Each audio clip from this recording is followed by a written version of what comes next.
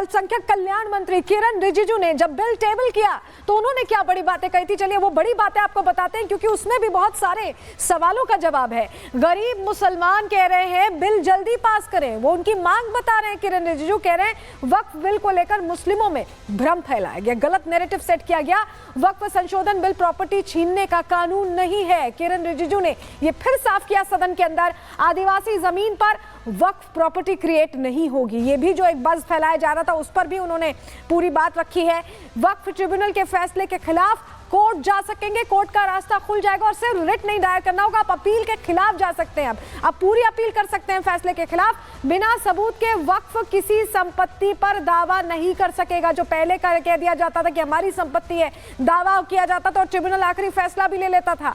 70 साल से विपक्षी दल मुस्लिमों को गुमराह कर रहे हैं, लेकिन अब समय आ गया बदलाव का। ये बोला केंद्रीय मंत्री किरण रिजिजू ने, हम वक्फ बोर्ड को सेक्युलर बनाना चाहते हैं, हर मुस्लिम के लिए ये हो, ये सुझाव लाया गया और इसी को लागू किया जा रहा है। 97.27 लाख सुझाव इसमें मिले हैं। सोचिए कितनी बड़ी संख्या में सुझाव मिले और 284 डेलीगेशंस की राय इसमें शामिल है। सबसे मुलाकात की गई है और उनसे समझा गया है कि उनकी क्या मांगे है। यूपीए सरकार ने 123 प्रॉपर्टीज वक्फ को दे दी थी, उस दौर की ये बात थी और अब किस तरह से बदलाव की बात है, ये अल्पसंख्यक कल्याण मंत्री किरण रिजिजू ने सदन के अंदर साफ किया, एक एक बात का जवाब दिया है। सुनवा रहे हैं उनकी बड़ी बातें। 2013 में वक्फ पे यूजर जो आपने प्रावधान डाला, उसके बाद 1970 से केस चल रहा था दिल्ली के अंदर में। दिल्ली के अंदर में हमारा सीजीओ कॉम्प्लेक्स है, पार्लियामेंट बिल्डिंग है, कई प्रॉपर्टीज है और इसको वक्फ बोर्ड, दिल्ली वक्फ बोर्ड ने क्लेम किया कि ये वक्फ प्रॉपर्टीज है। उसके बाद ये केस चल रहा था अदालत में। उस समय यूपीए सरकार ने पूरा सारा जमीन को डी नोटिफाई करके वक्फ बोर्ड को दे दिया। 123 प्रॉपर्टी। अगर आज हम ये संशोधन लेके नहीं आते तो जिस सदन में हम बैठे हैं, ये पार्लियामेंट बिल्डिंग, इसको भी क्लेम किया जा रहा था। लेकिन क्या बदलाव किए गए, जरा आपको समझा देते हैं कुछ इंपॉर्टेंट पॉइंटर। संपत्ति की जांच के लिए कलेक्टर की नियुक्ति की गई। वक्फ संपत्ति मामलों में सरकार ने सीधे सीधे दखल यहां पर दिया है क्योंकि ये बहुत जरूरी था। पुरानी मस्जिदें, दरगाह, मजार से छेड़छाड़ नहीं होगी। इस तरह की बातें जो कही जा रही है इसमें मत आइए, कोई छेड़छाड़ नहीं होने वाली है। औकाफ की सूची 90 दिनों में पोर्टल पर अपडेट होगी। औकाफ मतलब वो संपत्ति जो दान में दी गई है और पोर्टल पर अपलोड होने का मतलब जानकारी आप तक है। आप भी पोर्टल पर लॉगिन करेंगे, आप भी जानकारी ले सकते हैं। ऐसे में कोई भ्रमजाल नहीं फैलाया जा सकता, किसी की संपत्ति पर यूं ही धावा नहीं बोला जा सकता है। वक्फ बिल के तहत बोर्ड में 2 गैर मुस्लिम रखे जाएंगे, 2 महिला सदस्य भी होंगे। यहाँ महिलाओं की भागीदारी भी सुनिश्चित की जा रही है और क्योंकि बैलेंस रहे इसलिए 2 गैर मुस्लिम सदस्य भी होने वाले। वक्फ बोर्ड में संयुक्त सचिव पदेन सदस्य होंगे, ये तय किया गया। ये जो बदलाव है ये काफी कुछ बदलने वाले हैं और किरण रिजिजू ने सदन के अंदर बताया कि जैसे सीएए को लेकर बड़ी बड़ी बातें कही जाती थी, वैसे ही बड़ी बातें इस बिल को लेकर कही गई हैं, लेकिन सच्चाई उससे अलग है। सुनिए क्या कहा उन्होंने। सिटीजनशिप अमेंडमेंट बिल जब लाया गया था, वही लोग हैं जिन्होंने कहा था कि सिटीजनशिप अमेंडमेंट बिल पास होकर एक्ट बन जाएगा तो मुसलमानों का हक छिन जाएगा, उनका नागरिकता खत्म हो जाएगा। आज सीए लागू हो गया, बताइए किसी मुसलमान का अधिकार छीना है, किसी मुसलमान का नागरिकता छीना है? बताइए, क्या आप माफी मांगेंगे? आपने देश भर में घूम घूम कर झूठे बातें फैलाया, आज अब साबित हो गया कि आपने झूठ बोला था। ये आप आज दोबारा आप मिसलीड करेंगे, गलत बातें करेंगे तो फिर मुंह खाना पड़ेगा आपको। फिर कोई और बिल लेके आएंगे, फिर मैं आपका पर्दाफाश करेंगे फिर से। कोई भी मुसलमान जब वक्फ क्रिएट करता है, सबसे पहले उस परिवार में जो महिला का अधिकार है उसको सुरक्षित करके ही आप वक्फ क्रिएट कर सकते हैं। नहीं तो पहले ऐसा होता था, वक्फ क्रिएट कर दिया, आपका बच्चों का अधिकार खत्म हो गया, महिला का अधिकार खत्म हो गया। आप वक्फ उसी प्रॉपर्टी को क्रिएट कर सकते हैं जो आपका हकदार है, बच्चों का और महिला का अधिकार नहीं छीन सकता है। ये बहुत बड़ा रिफॉर्म है। तो देखिए, अल्पसंख्यक कल्याण मंत्री ने बता दिया कि ऐसे ही सीएए को लेकर बात होती थी, ऐसे ही 3 तलाक को लेकर बात होती थी, लेकिन सब कुछ बेहतरी के लिए किया गया और यह फैसला भी बेहतरी के लिए। लेकिन जरूरत क्यों पड़ी ये वक्फ संशोधन बिल लाने की? क्या क्या ऐसे क्लॉजेस थे जिससे मनमानी का पूरा गेम चल रहा था? चलिए आपको समझाते हैं, पूरी जानकारी आपके सामने रखते हैं, क्योंकि वक्फ की संपत्ति हमेशा वक्फ की रहेगी। वक्फ संपत्ति अपरिवर्तनीय थी, ये क्लॉज था और ये बहुत बड़े परेशान करने वाला क्लॉज था। दूसरा जो क्लॉज था, कानूनी विवाद और मिसमैनेजमेंट, क्योंकि वक्फ भूमि पर तेजी से अवैध कब्जे बढ़ते जा रहे थे, कहीं पर भी कब्जा हो जाता था, कुप्रबंधन के हालात थे, मालिकाना हक को लेकर विवाद खड़ा रहता था और ऐसे में प्रॉपर्टी रजिस्ट्रेशन और सर्वेक्षण में देरी होती थी और जो न्याय है वो नहीं मिलता था। कानूनी मुकदमों का ढेर लग गया, मंत्रालयों को शिकायत पहुंचती रही लेकिन उसका निस्तारण नहीं हुआ। वैसे तीसरा जो पॉइंट था, कोई न्यायिक निगरानी नहीं थी इस पूरे मामले में, सब कुछ ट्रिब्यूनल देखता था। वक्फ ट्रिब्यूनल्स को हाई कोर्ट में चुनौती नहीं दे सकते थे, सब कुछ ट्रिब्यूनल देखता था, तो मनमानी बढ़ गई थी। वक्फ मैनेजमेंट में पारदर्शिता की पूरी कमी थी, कहीं कोई ट्रांसपेरेंसी थी ही नहीं। सर्वेक्षण आयुक्त का काम काफी खराब रहा, क्योंकि वक्फ संपत्तियों का अधूरा सर्वेक्षण होता रहा, सर्वेक्षण सही नहीं हुआ तो निष्कर्ष भी सही नहीं निकला। और ऐसे में गुजरात, उत्तराखंड में अभी तक सर्वेक्षण नहीं हुआ है। अब सोचिए, उत्तर प्रदेश में 2014 में आदेशित सर्वेक्षण अभी तक लंबित है। वहीं राजस्व विभाग के साथ खराब कोऑर्डिनेशन भी रहा, क्योंकि बही खाता नहीं रखते थे। वक्फ कानूनों का दुरुपयोग भी जमकर किया गया। वक्फ बोर्ड ने शक्तियों का दुरुपयोग किया, कैसे? निजी संपत्तियों को वो वक्फ संपत्ति घोषित कर देते थे। अब क्योंकि सुनवाई खाली ट्रिब्यूनल में होती थी तो लोग बिल्कुल परेशान हो जाते थे। ये वंचित मुसलमान हैं जिनको दबाकर उनकी संपत्ति छीन ली गई। वक्फ अधिनियम की धारा 40 का दुरुपयोग किया गया, जिसे इस बार हटा दिया गया है, जिससे कानूनी लड़ाई और अशांति पैदा हुई।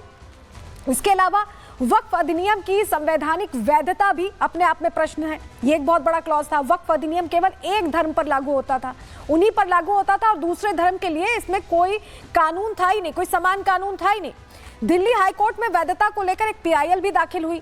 दिल्ली हाईकोर्ट ने इस पर केंद्र से जवाब मांगा, उनसे जवाब तलब किया।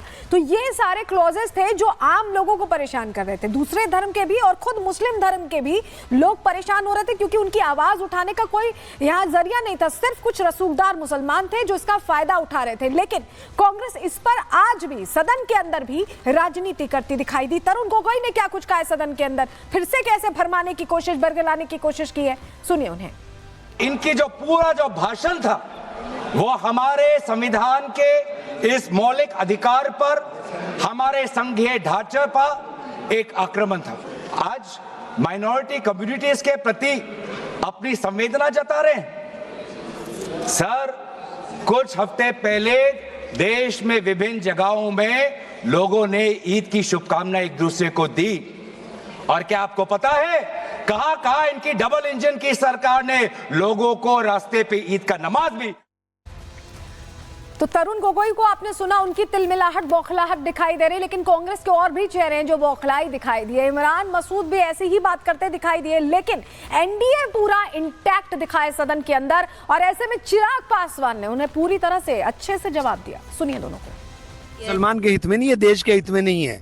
देश का संविधान रौंदा जा रहा है, संविधान को रौंदने का काम हो रहा है। आप संख्या बल के आधार के ऊपर संविधान को रौंदने की कोशिश कर रहे हैं। जो भी बोल रहे हैं सब झूठ बोल रहे हैं। कहीं ना पसमंदा मुसलमान की बात कर रहे हैं, ना शिक्षा की बात कर रहे हैं, ना किसी और चीज की बात कर रहे हैं, सिर्फ हड़पने की बात हो रही है। ये सिर्फ झूठ बोल बोलकर एक परसेप्शन बनाने का जो ये लोग प्रयास करते हैं। जो संशोधन हुआ है वो इसको और मजबूत करने की सोच के साथ किया गया। इस कमेटी में हर दल के सदस्य बैठे थे। मेरी आज अगर इससे किसी को तकलीफ है या होनी चाहिए, ये वही लोग हैं जो इसमें भ्रष्टाचार करते हैं। लेकिन क्या भ्रम था और क्या सच्चाई, जरा आप ये समझ लीजिए। भ्रम क्या था? क्या वक्फ संपत्तियां खत्म हो जाएंगी, ये भ्रम फैलाया गया, लेकिन सच्चाई क्या है? वक्फ की कोई भी वैध संपत्ति रद्द नहीं होने वाली है, डरने की यहां कोई जरूरत नहीं। दूसरा भ्रम क्या फैलाया गया, फेक नैरेटिव क्या फैलाया गया? क्या वक्फ की संपत्तियों का सर्वेक्षण ही नहीं होगा? वक्फ की संपत्तियों का पूरा सर्वेक्षण होगा, ये सच्चाई है। इसके अलावा और क्या बातें फैलाई गई? वक्फ बोर्ड में गैर मुस्लिम बहुसंख्यक हो जाएंगे, ये कहा गया, लेकिन सच्चाई क्या है? बोर्ड में गैर मुस्लिम शामिल होंगे, लेकिन वो बहुमत में नहीं होंगे, बैलेंस बना रहेगा।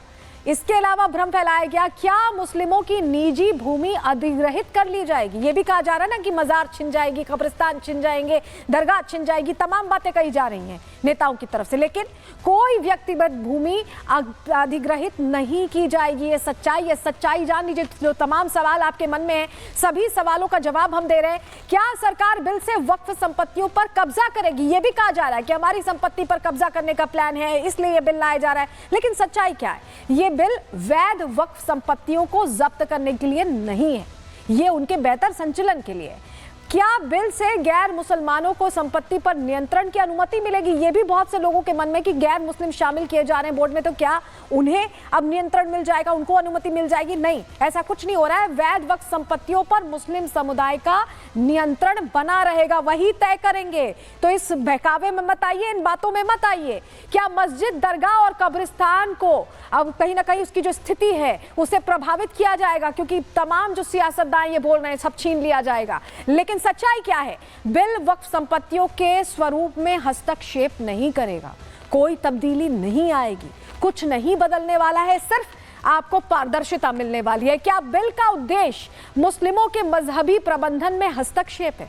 क्या दखल देने की कोशिश है? तो ये भी जान लीजिए, बिल मुस्लिमों की धार्मिक संपत्ति को मैनेज करने का अधिकार नहीं छीनता है, कोई अधिकार नहीं छीना जा रहा है। ये अपने आप में बड़ी बात है। लेकिन चलिए, ये सब चीजें चल रही हैं, सियासतदान अभी भी अपनी बातें कर रहे हैं, क्योंकि उनके लिए जो उनकी सियासत का सबसे बड़ी जो एक तरह से उनके लिए की थी, वो चाबी का ताला लगा दिया गया है। अब वो इस पर सियासत नहीं कर पाएंगे, अब वो वक्फ पर राजनीति नहीं कर पाएंगे, यही उनकी चटपटाहट की वजह है। लेकिन मुसलमान अब समझदार हो गए। तस्वीरें अलग अलग जगहों से सामने आ रही हैं जहां वो जश्न के पूरे माहौल में दिखाई दे रहे हैं। दिल्ली, भोपाल और इसके अलावा मुंबई की तस्वीरें आप देख रहे हैं, जहां कहीं मोदी जी को शुक्रिया किया जा रहा है, प्रधानमंत्री को, तो कहीं पटाखे छोड़े जा रहे हैं, तो कहीं मिठाई खिलाई जा रही है। ये वो एक तरह का माहौल है जो अलग अलग जगहों से हमने देखा।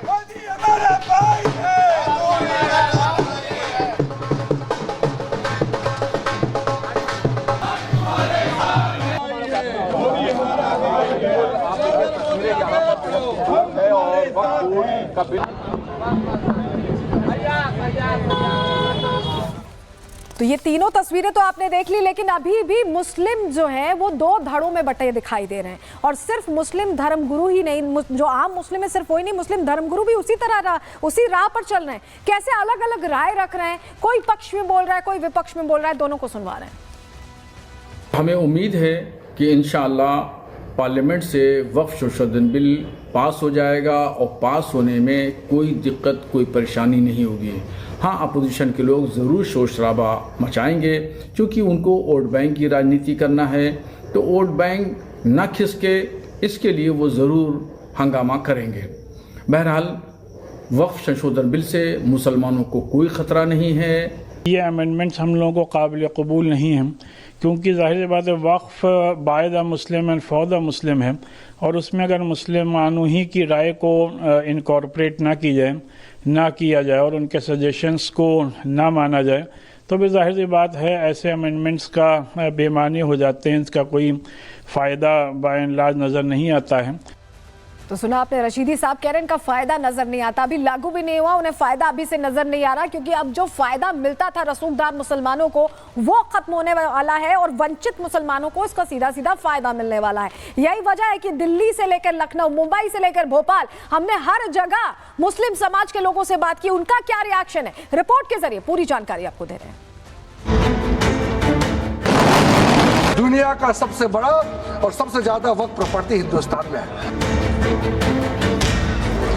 ये सारा व्यवस्था देखने के बाद सबके मन में उम्मीद जागेगा कि एक नए सवेरा आने वाला है।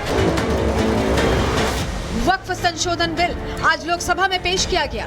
केंद्र सरकार जहां बिल के जरिए वक्फ बोर्ड में सुधार और वक्फ संपत्तियों के रखरखाव में पारदर्शिता की वकालत कर रही है, वहीं विपक्ष बार बार मुस्लिमों की संपत्ति छीनने का दावा कर रहा है।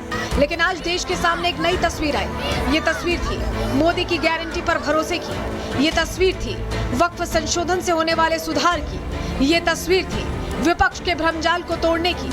दिल्ली से भोपाल और लखनऊ से मुंबई तक मुस्लिम समाज के लोग वक्फ संशोधन बिल को समर्थन देते नजर आए। किसी ने पीएम मोदी का धन्यवाद किया तो कई लोग लड्डू और सेवइयां बांटते नजर आए।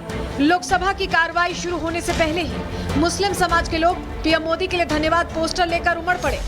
वक्फ बोर्ड पे कुछ गुंडों का कब्जा है शुरू से। इन्होंने मुझे आप बता दो किस मुसलमान के लिए क्या किया है? ना मस्जिदें छिनेंगी ना मदरसे छिनेंगे। ये जो वक्फ बोर्ड है इसमें चंद लोगों का फायदा हुआ है। मुस्लिम तो खुश है इस बात से, लेकिन जो मुस्लिम वोट बैंक की राजनीति करती है ना विपक्ष, वो दुखी है। जो लोग भड़काने का प्रयास कर रहे हैं वो गंदी राजनीति कर रहे हैं। वो नहीं चाहते हैं देश का विकास हो, और हम सब चाहते हैं कि आज जो है ये जो बिल है ये जरूर पास हो, जिससे कि देश के मुसलमानों का भला हो। हक की जमीन नहीं छिनेगी। लोग कितना ही भड़काएं, ये सिर्फ विपक्ष का काम है भड़काना। बाकी मुस्लिमों के हक में काम कर रहे हैं मोदी जी, ये बहुत अच्छा काम कर रहे हैं और वक्फ को चोरों से बचा रहे हैं। मध्य प्रदेश की राजधानी भोपाल में तो मुस्लिम समाज के लोग ढोल नगाड़ों के साथ सड़क पर आ गए, वक्फ संशोधन बिल का समर्थन किया और भरोसा जताया कि पिछले कई सालों से वक्फ बोर्ड की जो दादागिरी थी वो अब रुकेगी और मुस्लिम समाज के उस तबके को उसका अधिकार मिलेगा जिससे वो अब तक वंचित थे। वित्त बिल जो आया है बहुत अच्छा है, मोदी जी बहुत अच्छा कर रहे हैं। मोदी जी जो बिल लेके आए उसका हम समर्थन करते हैं, जो कर रहे हैं वो बेहतर कर। सर हमारे हित का काम हो रही है, मोदी जी ने बहुत अच्छा सोचा हम लोग। हम समर्थन करते हैं इस वक्फ बोर्ड का, ये गरीब मुसलमानों को फायदा पहुँचे। अमेंडमेंट बिल बहुत अच्छा निकाला है मोदी जी ने, जिससे गरीब मुसलमानों का भला होगा। जी हम सपोर्ट में। इससे हमें ये फायदा है कि लाखों अरबों खरबों की जमीन है वक्फ बोर्ड की, लेकिन आज तक वो जमीन ऐसे ही पड़ी है। ना उसमें हमारे बच्चों को फ्री में कोई कॉलेज मिला है, ना स्कूल मिला, ना हमें खुद को कोई मकान मिला है। पीएम मोदी की गारंटी पर पूरे देश को भरोसा है और यही भरोसा अब मुस्लिम समाज में भी दिखने लगा है। इस ईद पर सौगात मोदी का ऐलान हुआ तो गरीब मुसलमानों के चेहरे खिल गए। वहीं अब वक्फ संशोधन बिल ने सेवइयों की मिठास को दोगुना कर दिया है।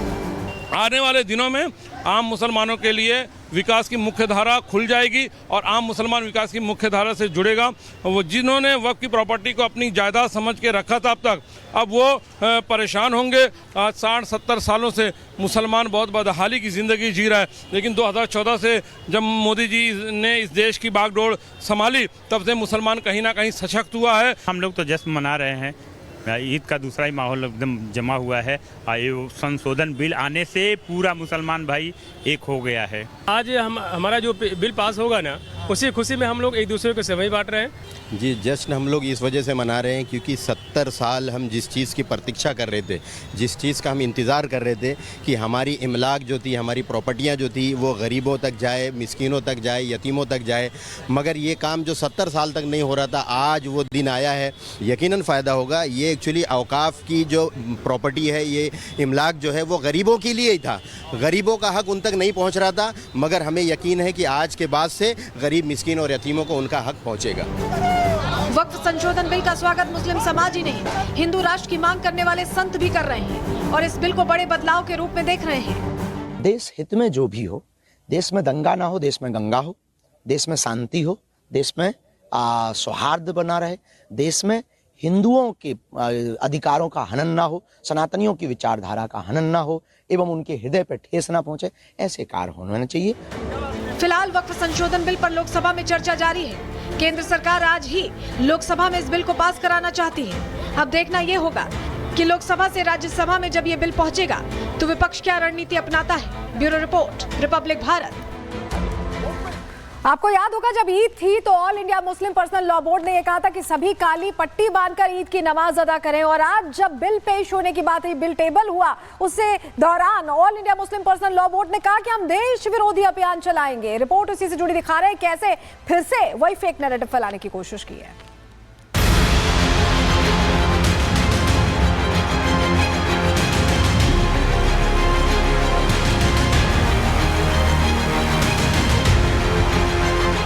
संशोधन बिल लोकसभा में पेश किया जा चुका है। केंद्र सरकार अपने वादे के मुताबिक इस बिल पर चर्चा भी कर रही है। पक्ष और विपक्ष के बीच जमकर बहस हो रही है, लेकिन इस संशोधन बिल पर all India Muslim personal law board fake narrative फैलाने से बाज नहीं आ रहा है। लोकसभा की कार्रवाई से पहले all India Muslim personal law board के सदस्य मीडिया के सामने आए और देशव्यापी विरोध का ऐलान कर दिया।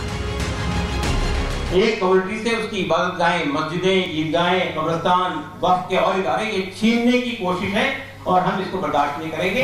हम ये आह्वान करते हैं आपके सामने कि अगर ये बिल मंजूर हुआ, हम जो है देशव्यापी अभियान छेड़ेंगे पूरे देश में। जितने हमारे को लीगल प्रोविजंस हासिल हैं, जितने कॉन्स्टिट्यूशनल प्रोविजंस हासिल हैं, जितने संवैधानिक अधिकार हमको हासिल है, जितने डेमोक्रेटिक अधिकार हमको हासिल है, उसको सामने रखते हुए पूरे देश में देशव्यापी पीसफुल एजिटेशन चलाएंगे जब तक के ये अमेंडमेंट वापस नहीं लिया। जहां एक और जेपीसी ने संवैधानिक तरीके से पूरे देश में घूमकर वक्फ बिल पर मुस्लिम समाज के लोगों, मौलानाओं और स्कॉलर्स की राय ली, वहीं all India Muslim personal law board ने विपक्ष की शह पर एनडीए के घटक दलों को टारगेट करते हुए दिल्ली, बिहार और आंध्र प्रदेश में धरना प्रदर्शन किया और अब हुक्का पानी बंद करने की बात कर रहे हैं। विपक्ष के जिन नेताओं को ये अपना रहनुमा मान रहे हैं, उन्होंने जेपीसी की बैठकों से बॉयकॉट करने के अलावा कुछ नहीं किया। और आज भी जब नीतीश और नायडू केंद्र सरकार के साथ खड़े हैं, तो सबसे ज्यादा तकलीफ कांग्रेस को हो रही है। रीजनल पार्टीज जो है वो काबिले भरोसा नहीं है। देख लिए चंद्रबाबू नायडू जी को, आज अपना बता दिया उन्होंने कि मैं एनडीए को ही सपोर्ट करूंगा, बिल को सपोर्ट करूंगा। और नीतीश जी जेडीयू ने भी कहा कि हम इस बिल का समर्थन करेंगे। मुसलमान बहुत उम्मीदें लगा के थे कि चंद्रबाबू नायडू जी और नीतीश कुमार जी ये बिल का विरोध करेंगे और बिल को रुकवाएंगे, नहीं रुकाए। तो आज भी मैं कह रहा हूं कि इनके सोडो सेकुलरिज्म में मत आओ, इनके बातों में मत आए। कांग्रेस एक ऐसी पार्टी है बड़े नेशनल लेवल में आपको सपोर्ट देने वाली है।